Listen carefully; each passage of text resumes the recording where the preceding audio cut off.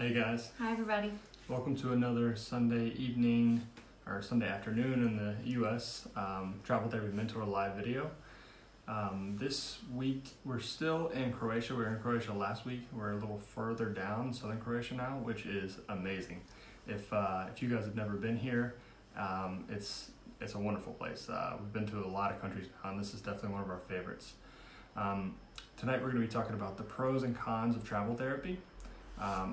Over the last 4.5 years, like what we found to be the 4 biggest positives of traveling and the 4 biggest negatives or downsides. So we're going to go over those things, and Whitney's going to introduce us. I'm going to get this video shared in a few different groups, and then we'll jump into it. Yeah, so like Jared said, we are in Croatia right now, which has been just an amazing country. Every single place we've been has been beautiful. So for you guys that may or may not know us, my name is Whitney Aiken. And I'm Jared Kazaza. And we are both traveling physical therapists. We've been traveling PTs for about 4 years now, and right now we're taking some time off from working within the States as travel PTs, and we're traveling just for fun throughout Europe. We are almost at the end of a 15-week trip around Europe. We have about a little over a week left, about 9 days left. So Croatia is our second to last country of 14 countries total. So after we leave Croatia in 2 days, we go to Italy for a week, and then we'll be back in the US. So it's hard to believe, but our trip is almost coming to an end. It's been a really amazing trip, but you know, all good things must come to an end, and it's time for us to get back into the States, and we've got a lot of exciting things coming up when we get back in the States too. A lot of you guys may have already heard our announcement, but we're going to be going to TravCon, which is the Traveling Therapists and Nursing Conference in Vegas when we get back in the States. That's the thing to say in the States when you're somebody who travels outside the U.S. I've gotten so used to saying that. So yeah, we've got a week here left in Europe, and then we come back home for 4 days, and then we're going to be going on a road trip out to Vegas to TravCon. We're super excited. This is going to be our first TravCon ever, and we're going to get to see a lot of fellow healthcare professionals, travel nurses, and travel therapists there. So if any of you guys are watching and are going to be at TravCon, definitely leave us a comment, give us a shout out. We'd love to hear from you. We're so excited to see everybody at TravCon, and we're actually going to be taking a road trip from Virginia to Vegas, there and back. So we're going to see a few people along the way, so we're really excited to meet a few people in person that we haven't met before, and see a couple people along the way, friends, old and new. So that's a little about us and kind of what we're up to. So now that Jared has got our video shared in a couple of groups, we're going to jump into tonight's topic about travel therapy, the pros and cons. So these are just a few of what we consider to be the pros and cons of pursuing travel therapy. By the way, before we start, I see that a few of you guys are tuning in. If you guys would just comment and say hi. I see that Ryan is on. Ryan and Brittany. And hi, Brittany. And Ryan's making silly comments about pros and cons of UFC fights, which he loves to talk about. But if any of you guys are on that are current students or current therapists that are thinking about pursuing travel therapy, just say hi and let us know who you are. And we'd love to know that you're listening. So let's get started with what we consider to be the top pros. We'll start talking about the exciting stuff that goes into travel therapy. Yep, so the number one thing and the reason that we chose to travel, the main reason we chose to travel is the higher pay. And I think that plays into a lot of flexibility that you can have as a traveler. Being able to make more money means that you have more options. If you can make more and save more, then you can take more time off, or you can go to some destination assignments that you might not make a lot. But you know, if you've made money and saved more, then you can go there and afford to have those more enjoyable experiences. So the higher pay is probably the number one pro. And we've made videos about this in the past, but in general, a new grad travel therapist, PT, OT, SLP, PTA or OTA as well, can usually make somewhere between 1.5 times to 2 times as much as a permanent therapist going straight into a permanent job. So that's a big difference, and so that means that you could just about make a permanent salary working only 6 months of the year, which I think is a huge benefit of being a traveler. Yeah. And there's a lot of factors to take into account here. And you know, we don't want to go into all of it, because a lot of people will say, well, no, I don't really make that much more when you account for the additional expenses and additional time off between contracts, and that's valid. But in general, you do make more and you have the potential to earn more. And it all depends on what type of traveler you plan to be. If, like Jared said, if you really want to do it to get into some of the other three pros that we're going to talk about in a minute, if you want to do it for more experiences and see more places, and you're making bigger moves from, for example, our home states, Virginia, and you're really wanting to go to Hawaii and Alaska and California, then yeah, you're going to have to allow more time off and that sort of thing where you're not getting paid. So you may not come out ahead financially in the end, but you might break even while having these wonderful experiences. Or you could be like we've done in the beginning of our career and just worked within a few hours from home for a lot of our contracts, and we were able to save a significant amount of money and then use the extra money to do other things. So you could be a traveler just within your home state if you wanted to, and really bank all that extra money without having a ton of extra expenses. So it's all in how you choose to do it. But the bottom line is travel therapists do get paid higher. Yeah, and than like perm therapists. like Whitney said, you make more, your expenses are going to be more for sure.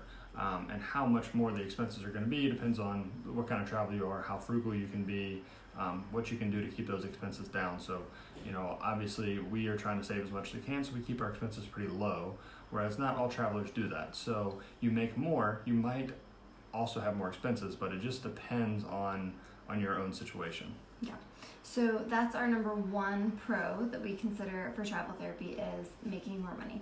Hi Mark, I see that you're joining in, and if anybody else is joining in, if you want to say hi on the live video or if you're watching later on the replay, we'd love if you'd say hi below as well. Okay, so we're going to get into our second pro on the pro list of positives for travel therapy. So the next part is, we kind of alluded to this, having more adventures. So like we talked about, you have the option to go to any of the 50 states, and even in some cases, some of the US territories. So you can have endless adventures. You can see all different parts of the country that you haven't seen before. You can make a number of new friends and new connections. You can have just a variety of experiences, whether you're someone who's really outdoorsy, or you're really into history, or whatever it might be, or you want to catch, you know, different plays and experience different breweries and coffee houses and things like that across the nation. There's just a number of experiences that you're going to be able to have that you wouldn't have as a permanent therapist. Yeah, and things like road trips even across the country. Like if you're going from an assignment on the East Coast to the West Coast, that road trip across the country is something that you might never do if it wasn't for having to get across the country to a new job. So there's a lot of adventure that goes along with that, stopping and seeing national parks on the way, seeing places in the middle of the country that you may never see otherwise. Yeah. So there's a lot of benefits to the adventure that goes along with travel therapy. Yeah, that's super exciting. We haven't done any cross-country road trips ourselves yet. This one that we're getting ready to do, to go to the Travelers Conference in Vegas, is our first one. But there's a huge community of fellow travel therapists online on Facebook in different groups, and we get to see so many people on a weekly basis saying, hey, I'm about to do my first cross-country road trip from point A to point B. What are the things to see along the way? And so many people chime in and they say, oh, you got to stop here, and you got to see this, and you got to eat here, and don't forget to do that. And It's just an amazing experience that you wouldn't have otherwise. Yep. Okay, so number 3 on the pro list. Number 3 is flexibility. So that kind of goes along with what I was talking about earlier with the higher pay. It gives you the flexibility to take time off if you want to, longer periods of time. So instead of being in a permanent job where you have usually starting probably maybe 2 weeks or possibly 3 weeks if you're lucky of vacation time, you can take 3 months off or 4 months off. Or, last year we took 5 months off and went to Europe and Southeast Asia. This year we took 4 months off and went to Europe. So that flexibility to be able to take the time off and see things that there's no way you could do those kind of things if you just had a permanent job. I think that is a huge, huge benefit. Yeah, and not only just taking extra vacation time, but maybe just taking more, what a lot of people call like mental health time, like just having more downtime to explore other interests and have some time for yourself. So even if you broke even financially by taking more time off, you could have more time for yourself, you could have more time for your family. Whether you're someone who's really inclined to want to go home and see your parents and your grandparents and your family for holidays and that sort of thing. Or we've also met people that have their own children and maybe in the middle stages of their life where they just want to work 1 or 2 contracts and then maybe be away from their family for that time, but then come back for 6 months and be with their family at home while not working. There's just a number of ways that you can set up your lifestyle, and it's very flexible, and you're in the driver's seat, you're in control. Yeah, and a lot of people choose with that flexibility to maybe work 1 contract and then take a month off, and then work a contract and take a month off. A lot of people don't have the desire to take long periods off like we have, but having a month off where you can, maybe take a few days to get back home, you have a week or 2 at home, you go on a vacation, and then you get to the next assignment. Like, that's a great time period for you to decompress, basically, and not get so burnt out with work, which is a big thing that we hear a lot about in the healthcare these days. People being burned out, working a lot of hours, and then not getting a lot of vacation time. So that flexibility to take time off is really, really great. Yeah. And so the last pro, number 4 on our list, of course there's a number of pros and positives, but the other one that we want to talk about, these are the ones that we consider the top 4. So the last one we want to talk about is being able to get a variety of job experience. So this can include trying out different settings if that's something you're interested in. Maybe you're a newer grad or a newer therapist that wants to try out some different settings, or maybe you've been in a perm position for 5 or 10 years and you want to branch out and try something different. The flexibility and job variety that travel therapy affords you is wonderful because you could try something for just 3 months. So say you've never done home health before, but you want to try a home health contract for 3 months. You can try it, and then if you don't like it, you can go back to outpatient or back to acute or whatever you're used to. In addition to this, you get, even if you stayed in the same setting, you get a variety of clinic exposure. And I can't tell you how much we've learned from going from one clinic to another, and just learning from the different staff there, learning from the way that the clinic operates. You just learn a lot by working in different settings and clinics. Yep. I think that is a valuable thing.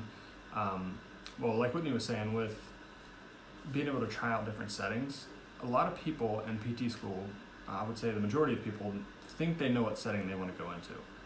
Either before clinicals or after clinicals, or they have some idea of where they want to work, and they basically just go that path and they stay in that path for the majority of their career. So that might be outpatient or acute care or whatever. For us, it was both. We wanted to work outpatient. I was really surprised though how much I enjoyed doing home health. I actually enjoyed wound care, which was something I never thought I would do, and I would have never ever tried if it wasn't for traveling. So I got to experience that for a little while. It's not something I want to do forever, but it was a cool experience. And home health might be something I'd do in the future that I would have never taken a full-time job or even a PRN job doing that, because I would have been just too nervous to do that, just to go into a job like that. But as a traveler, with 3 months, like, you can do anything for 3 months. So if you hate it, you can quit, or quit doing that setting next time. If you love it, then that's wonderful. So it's really great to be able to try out different jobs for a few months at a time. Yeah, it's a really good resume builder too, so that way you have different experiences under your belt. I just think it's a great opportunity that we have as travel therapists. Yeah, I would also say that I think some people look at it like a negative thing of being a traveler. When people that want to eventually go into a permanent job, they think like, oh, I've worked at all these different places, it looks like I just moved around. Maybe the permanent person or the hiring manager won't think that I built any foundations as a therapist. But I think that that's misguided a lot of times. I think that hiring managers realize that travelers have a variety of experiences in different clinics, and they see what works well and what doesn't work well. Mm-hmm. And I think that can be really valuable to a clinic, especially a clinic that is going through changes or growing or anything like that. So, we've worked in a ton of outpatient clinics, so we've seen a huge gamut of different patient populations and clinic setups and scheduling and all kinds of different things that we have input that other therapists wouldn't have if they didn't have that wide variety of experience. So I think that can be really valuable to future managers. And I think that's something, if I was going to take a permanent job, that I would try to sell about myself, is like, I can give input to try to make the clinic better. I've seen a lot of different things, and I think a hiring manager would value that. Absolutely, and that sort of touches on the business side of being a therapist, because as we know, it's healthcare is a business, and so talking about things about learning about billing and learning about the way the scheduling was set up and that sort of thing, I think that would really help, especially if you had career aspirations to go into like a director role or a managerial position. I think you would have a lot of knowledge and experience to back that up, to say, well, I've worked at 5 different outpatient clinics and 5 different hospitals, and I've have this input on different things that worked well and didn't work well. So those are the top 4 things that we think are pros. So just to review them again: higher pay, having a lot of adventures, having more flexibility in your schedule and your lifestyle, and being able to experience a lot of job variety and clinical settings. Yep. And if you guys have any questions about those, definitely feel free to ask if you're watching it live or if you're watching on the replay, and we can always go back and answer those. Yeah. We do have a comment from Lewis. Lewis said he's definitely going to watch later. He's still celebrating his graduation. Congratulations, Lewis. I remember that. It seems like yesterday, and I can't believe it was almost 5 years ago. It's crazy. Not his graduation, ours. Huh? Not his graduation. Our graduation. Yeah, no, I don't think I know Lewis that feeling. graduated. I'm not saying he graduated. Yeah, I think Lewis probably just graduated. Yeah. So congratulations, Lewis. And he says, I'm in the process with the recruiters that you recommended. Thank you again. So Lewis, you're welcome. And if anyone else is watching, if you guys are thinking about getting into travel therapy and that's why you're watching our video, feel free to reach out to us if you want recommendations for the recruiters that we work with and we would suggest. That's one of the biggest things when you're first getting into travel therapy, is trying to pick which recruiters and which companies to go with. So we'd be happy to give you some recommendations. If you are watching this now or later, if you just want to comment recruiter in the comments, we'll send you a message after the video. And one thing about that, in terms of recruiter or company, we get questions a lot about what's the best company, and there is no best company. There's different companies that have pros and cons. So we work with probably 6 or 7 different companies and recruiters right now that we recommend, that we refer people to, and it's all based on your needs. So, if you comment recruiters, we'll contact you and ask questions about you specifically so that we can try to set you up with somebody that will be a good fit, instead of just giving you blanket recommendations. It doesn't really make sense to do it that way. Absolutely. Okay, so now we want to switch gears and we want to talk, we just got one more question. John said he just started watching. Where are you guys now? John, we are in Croatia. We're in Dubrovnik, which is a beautiful, beautiful city. So if anybody's a Game of Thrones fan, Dubrovnik is one of the major areas where they did a lot of filming, and we actually did... we did a Game of Thrones tour today, which was really neat. Yeah, so it was really awesome. We would highly recommend anyone watching visit Croatia. Put that on your list. It's just a beautiful country. It's expensive, but it is hard to beat here. The water is beautiful, the mountains are beautiful, the city's amazing. It's not more expensive than Western Europe. It's probably about the same as Western Europe, but it's just a little more expensive than some of the other more expensive than Eastern Europe places that we've been, because of the popularity and the tourism. But we are in our Airbnb in Croatia. So, all right, we are going to switch gears and we're going to talk about some of the cons or some of the negative things that you might want to consider. And if I were to make this a list, I would put like an asterisk next to cons, because with everything there's kind of a caveat. It's like, it's something to consider, but there's going to be pros and cons to everything, but it's not like a deal breaker. Yeah. Okay, so number one con, I would say, is moving often. So obviously as a travel therapist, you're moving usually every 3 months, but it could be a little longer. And we prefer to try to stay in places 6 months or maybe even 9 months if it's somewhere we like, because we don't like to move as often. That is a big downside for us. So there's a lot of hassle that goes along with that. Packing, the road trip, wherever it is, you can have problems along the way. You have to get acquainted with a new facility and everything when you get there, so that moving often is a big downside for us. I think that's probably the biggest downside for us. Also, to go along with moving often is setting up housing. That's one of the biggest things that people have trouble with, is setting up housing often, and we get so many questions about that. We lived in the camper. We traveled in a 5th wheel travel trailer for about 2.5 years, and that's one solution that we found, and it definitely had its own pros and cons.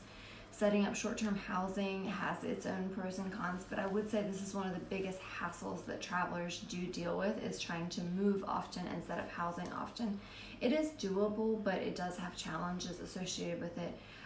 Finding a short-term rental that will agree to a shorter lease, or hopefully a month-to-month type setup, figuring out whether or not it's going to be furnished or unfurnished. Are you going to have to set up your own utilities? Are the utilities already set up for you? All of these kinds of logistics can be a con and kind of a negative that goes into travel. Yeah, and it's kind of the flip side to that adventure we were talking about. And it depends on how adventurous you are, because you can look at that whole process as an adventure.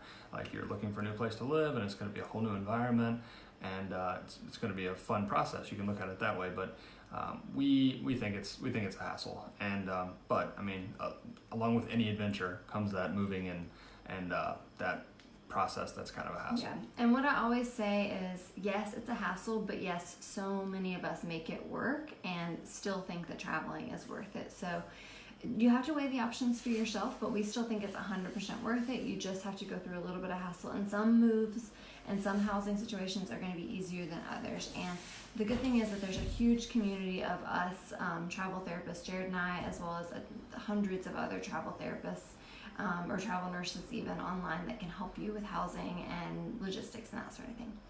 Okay, so our first con is moving often. Our second one is having less stability. Yeah, so that's basically having to go to those new environments. You're having to every 3 months change your whole way of life. Basically, everything's going to be new. You're going to have a new commute, a new facility, new coworkers, new patients, new grocery store, new gym. All those things are new. And like I said, as far as being adventurous, for some people that would be not even a con. That might be part of the adventure, part of the appeal of traveling and being kind of a transient worker, and you get to go, and it's almost like you can reinvent yourself every 3 months if you want to. So some people that is not really a con, but there definitely is some uncertainty that goes along with that less stability, which to us is a con. Yeah, and so for some people too, this less stability factor is not having your support system, not having your family and friends nearby, being far from family and friends. And that is certainly a negative in some people's eyes. And we've had a challenge with that. I mean, we've ended up taking the majority of our contracts within our home state of Virginia and the neighboring state of North Carolina, with the exception of one contract we took for 6 months in Massachusetts. But for the most part, we haven't ventured too far away from home and family for one reason or the other. Whereas some therapists sort of ship off to Hawaii and never come back. So you have to know yourself, and you have to know whether you're going to thrive in this environment or whether that's going to be a con for you that you just can't get over.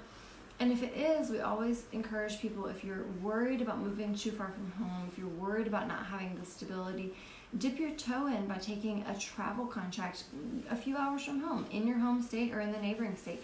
It's only a few hours drive from home. You can always do it for 3 months and come right back if it doesn't work out for you.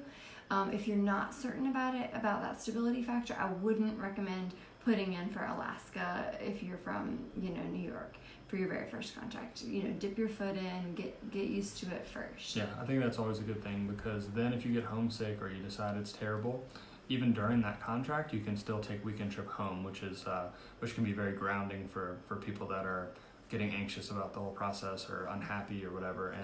And sometimes it's just jitters in the beginning. Like, when you get to a new place, even for us together, we're nervous about it. If I was traveling by myself, I'd be really nervous about it for like the first week or two at a new place. So I would say that's completely normal. And I think probably all travelers go through that. So once you get past that, though, if that continues for, a couple months, then traveling might not be for you. But it's always worth a shot, and it's always best to be close to home so that you're for that first one, to see how it goes for you. Yeah, and along with the stability factor, that's sort of like the social community type stability. But the other type of stability is some people just don't adapt well to new clinics. Like, they'd rather have the stability of being at the same clinic all the time and growing as a clinician once they already know the documentation system and get their patient population going and have their manager that they have a good relationship with. And of course, you don't have that stability of job environment when you are a travel therapist. So you really have to know yourself and know what you're willing to do and how you would adapt to that situation. I definitely think you have to be flexible and adaptable to be a travel therapist. All right, so number 3 is more hassle. And so this is pretty broad, and it encompasses a lot of things that go along with being a traveler. And so that includes things like getting a license in each new state, which is a pretty big hassle. Job searching every 3 months, so doing phone interviews, getting background checks, getting drug tested, all the PPD tests and all the things that go along with going into a new job. So even though we're a traveler and we're temporary employees, as far as the facility is concerned, they still go through a lot of the same hiring process they would with a permanent person. So a lot of times you're going through like trainings and all those things, just like you were being hired as a permanent. It might be more abbreviated, but there's almost always some sort of process like that. So that is more hassle each time you take a job. And especially with the things like licensing, that can be time consuming and might involve you having to follow up and pay money out of pocket, and those kind of things are a downside for us. Yeah, and the hassle of the job search itself, because sometimes there's some uncertainty. Say you really want to start on September 1st, but you're just not finding the right job and it's not lining up correctly. So maybe you have a week off that you didn't plan to have off, and there's just kind of this uncertainty. You're negotiating back and forth with the recruiter and the facility, and there is definitely more hassle that goes into establishing each new contract. It's not like you just do an interview for your permanent job and then you work there for 10 years. You might have to do interviews every 3 months and that you might sort of have thing. to do more than one interview every 3 months. Maybe you interview for a facility and you don't like it, and maybe you interview for a facility and then they decide that they went with a different candidate, and then you interview for a third job, and so it could be multiple interviews for each place. Normally for us, we only interview one time, and hopefully, we try to vet the clinics that we're applying to pretty well before we ever actually get submitted to the job, so that if we actually get to the interview process, we usually know that it's a location that we like, or that we'd be okay with, and maybe there's housing nearby and all that stuff. So then all we're looking at is if there's any red flags about the facility, like things like too high productivity, not enough therapists, that kind of stuff. And with that said, we've talked about this numerous times, but don't fret. The interview process is not that hard. Typically, it's you more so just making sure it's a good situation. It's not like the interviewer is usually grilling you. So it's not like you have to go through what I would consider 2 to 3 to 4 real job interviews where you're being grilled. Every now and then you'll run into one of those, but most of the time the phone interviews for travel jobs it's usually a pretty laid back conversation. But the hassle in it is that you have to set up a time to do it. There's still nerves that go in. Even if it's an easy conversation, it's still a potential manager you might work for, so you're still going to be nervous about the call and everything. So I think those interviews it probably bothers me more than Whitney, but I think that's a downside. Yeah. We do have a question here. So John had another question. John says, do you normally have a contract lined up after the previous one is completed, or do you take time off? If so, how much time do you take off, and what's the most time you've taken off between contracts? So when we were traveling, when we were really traveling and trying to save a lot for our first 3 years, we tried to have almost every contract lined up back to back. So we would finish on Friday and usually start on Monday. And that meant usually packing that last week, and then that Friday night packing everything, leaving Saturday morning, getting to the place either Saturday night or maybe Sunday morning or Sunday afternoon, depending on how far the drive is, and getting unpacked and then starting the new job. So we did that quite a bit. We did take a couple weeks off here and there, but we were mostly trying to have them back to back. Now though, this past year, almost year and a half, we've been taking a much more laid back approach. So we've saved a lot of money. We have, we are able to support our lifestyle with a lot less work now, which is a huge benefit of traveling. And so now we're taking a lot more time off. So last year we took from July through February off. So it was 8 months that we took off. So that's the longest we've ever taken off, was 8 months. But a lot of our contracts were back to back. And right now we're at 4 months of being off, and we probably won't start another contract until maybe November or December. So that'll probably be another 7 or 8 months. Yeah. So to answer your question, John, it varies. It completely is up to you. Yeah. Your personality, what you need, what your finances are like, what you want to do between contracts. Like if you want to take time off, you want to do a road trip, you want to go travel internationally, you have the freedom to do that. And it depends on where your next contract is going to be. So what we usually recommend, John, is when you're on your current contract, if you plan to start another contract more or less right after, whether right after is the next Monday or the next week or whatever, you want to go ahead and start looking for your next contract and try to get it lined up with about 4 to 6 weeks left in your current contract. So usually by about the 6-week mark, or 6 weeks out is when we start to look if we want to contract immediately after. Hopefully we're getting interviews and everything nailed down by the 4-week mark. If it's at the 2 to 3 week mark is when we actually start getting a little nervous and maybe start changing our search criteria, or you get more lenient at that point. Yeah, especially if you settling. need to start on a certain date. You have to either relax the criteria on location or setting or something. And for us as a couple, it's a little harder too because we need 2 jobs in the same area. So we have room to relax our criteria. Normally our criteria are pretty strict. We want 2 jobs. We want outpatient. We usually want rural. We want a certain state. So that's can be tough to find sometimes. So there's situations where you might have to relax that criteria. So it's going to look different for every single traveler, but that's kind of how it would be if you plan to have your next contract lined up back to back to back. But you are free to take off as much time as you would like. I would say the majority of travelers take off between a week to 3 weeks between contracts, because sometimes they might be moving all the way across the country, or they might just want a week or so of downtime. But the majority of therapists, I would say, don't take off more than 3 weeks between contracts most of the time, unless it's just like a one-off time that they're taking a month off, because a lot of times they want their benefits to carry over, which is actually the next thing we're going to talk about is benefits. They want their benefits to carry over between contracts. So we'll kind of explain a little bit more how that works. I see a couple more people have joined on. Hi, Ryan. And Cameron says hello from Napa. Hey, Cameron. Hi, Cameron. Thanks for joining us. If anybody else is joining on, feel free to say hi in the comments or... We're asking questions you have. We're on the very last con, and then we'll recap everything, answer any questions. So the last con that we want to discuss, or maybe potential negative of being a travel therapist, are the benefits. Now, a lot of people have questions about how the benefits work.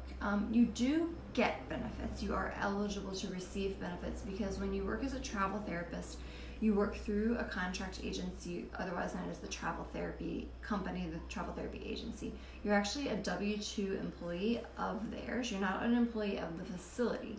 You and work you're not through, an independent contractor, which is what a lot of people think that you are as a traveler. You're actually a W-2 employee, just like the recruiter is of that company. Yeah, so when you become a W-2 employee of that company, you are eligible to receive their benefits, but it varies based on the company how these benefits are going to work. Some of them allow you to start your benefits enrollment, for example, your health insurance, on the first day of your contract. But some of them don't, and this can be a hassle sometimes. And in general, we think that your benefits maybe are a little inferior or a little bit more hassle than what you would receive at a permanent position. And there's a few reasons why we feel they're inferior. Yeah, and so she's talking about health insurance mostly, which is a big factor for people. But another way that travel therapists, the benefits are inferior to a permanent job is vacation time and sick time. You don't get paid vacations and you don't get paid sick time like you might as a permanent therapist. I would say, most people have 2 to 3 weeks of vacation time. You might have holidays, and you might have a few days of sick time. So this is your PTO we're talking about. Yeah, and as a traveler, you don't get that.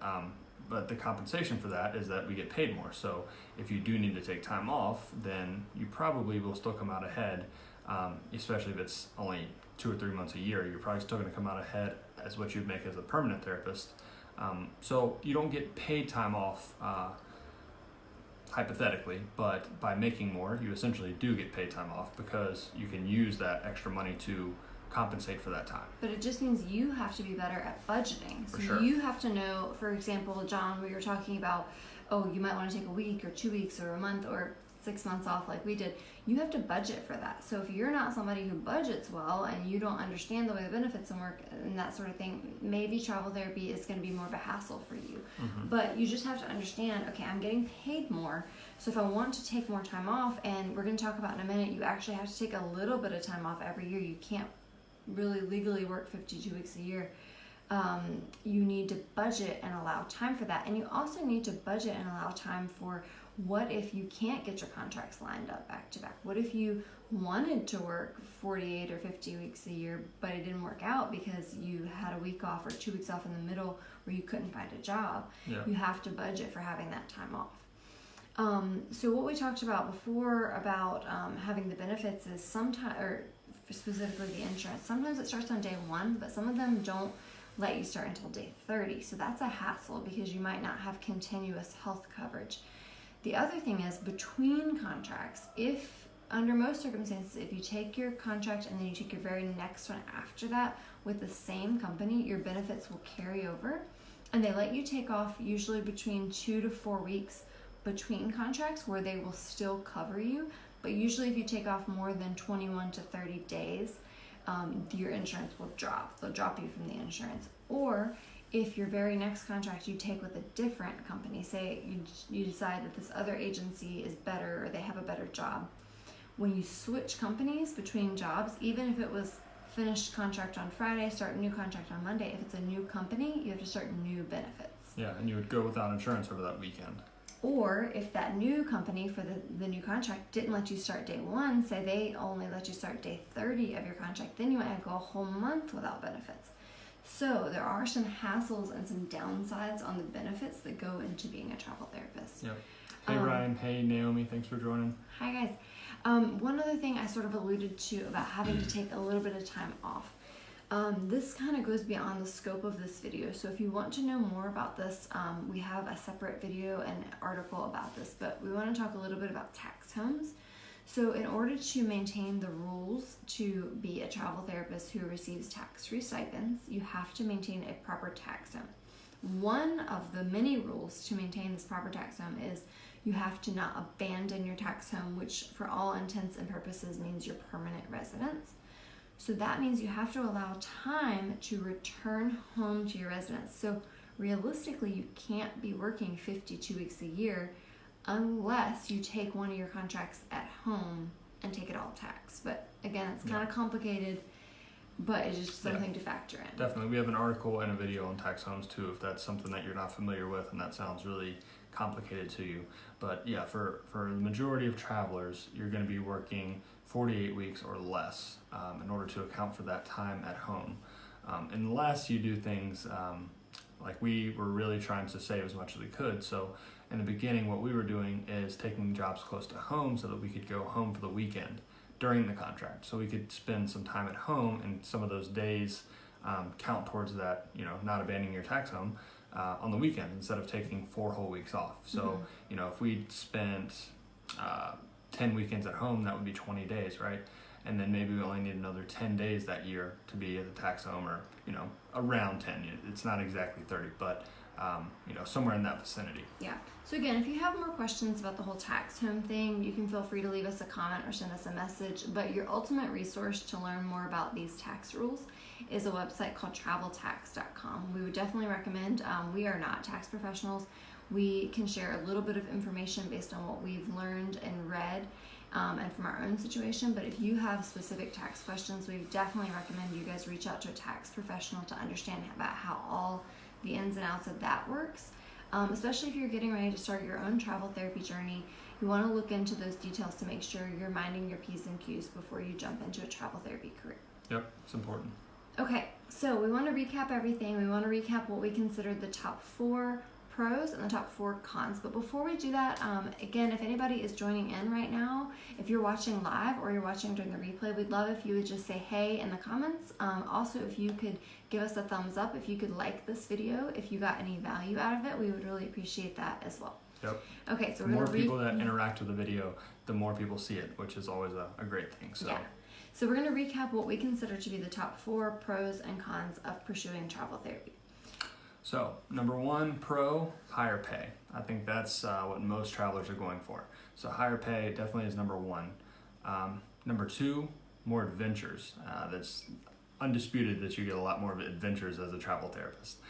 Things like moving from assignment to assignment, changing locations often. Those are big adventures if you look at it that way, which is a great mindset to go into it with. Like, this is all a big adventure, and we're going to take it as it comes. Seeing different parts of the country, making new friends, all of that. Number 3, flexibility. So being able to take time off. That is huge for us. So I would say that number 1 and number 3 kind of play into each other, because the flexibility to take time off is only it's only afforded by having more pay, right? So for us, that's huge. Those 2 together are basically have formed our whole life now. We make more money while we're working so that we can take time off and explore the world. Like, that is our lifestyle now, which is what we really enjoy. So flexibility to take time off is huge. I mean, some people are fine with just 2 weeks of vacation a year. I mean, the majority of the population does that. But if if you want to spend more than 2 weeks out of the country, you can't really do that with a permanent job most of the time. So being able to do that is great. Number 4, job variety. So being able to try a bunch of different settings. Basically, you're kind of test driving different settings. Like, what's acute care going to be like? What's skilled nursing going to be like? What's home health going to be like?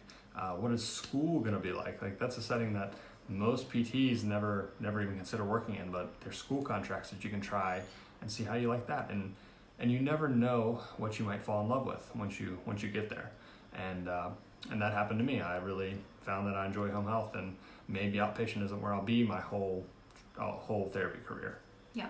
So those are the top 4 we consider the pros: the higher pay, more adventure, more flexibility, and more variety of job options and job experiences. So next we'll go through the top 4, what we might consider the cons or the negatives to consider. Moving often. So we talked a lot about the hassle of setting up housing, the process of actually packing and moving across the country or wherever you might be going. So moving often is a negative. Less stability. So this might be less stability in your job environment, less stability in your community and your social support system. These are things Being away from family. Being away from family and friends. So you need to consider the fact that there is less stability as a travel therapist. Number 3, there's more hassles that go into this. You're having to switch jobs often. You're having to search for jobs often. You might have to do interviews and drug tests and background Get screenings. licensed in different states. Yeah, so there's a lot more hassle that goes into it. But again, this is the trade-off to have all those adventures and wonderful experiences, as there is a little bit more hassle. Yep. And number 4 on the cons list is that you might have inferior benefits or definitely more hassle that goes along with your benefits versus if you were in a permanent position as a permanent therapist. Yep. So those are what we think are the top 4 pros and cons. Any current travelers, if you guys have any other ideas of what you would include on your pros and cons list, we would love to hear it. And if you have any questions about anything we talked about, pros, cons, travel in general, feel free to ask. Yeah.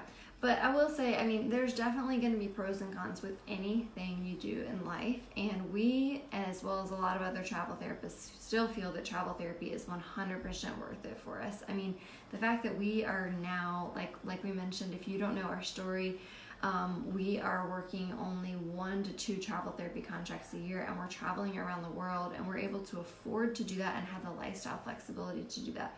So we are 100% willing to put up with the extra hassles and the moving and the whatever, because it is so worth it for us to be able to earn that extra income. And we have a high savings rate because we keep our expenses super low.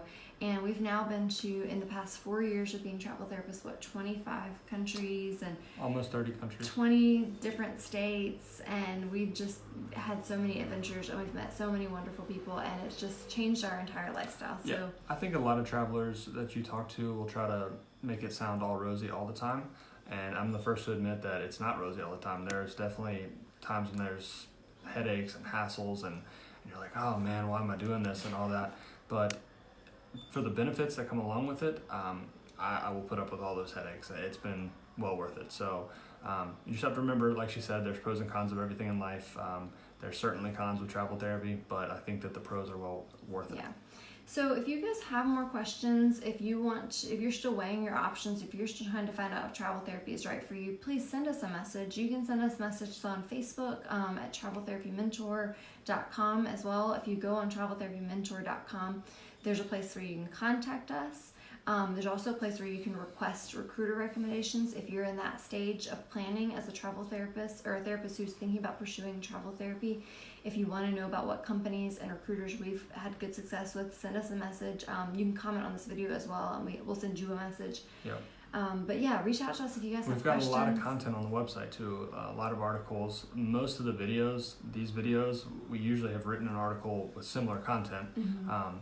So go back, read those articles if that's something that you're interested in. Yeah, most of the questions that you guys would have, we've probably written an article about it. So if you're wondering, how do I set up housing, or how do I worry about benefits, and how do I choose? How does pay structured, and all those things. We've written articles about all of that. So yeah. And we do these weekly live videos, usually on Sunday, depending on where we are in the world.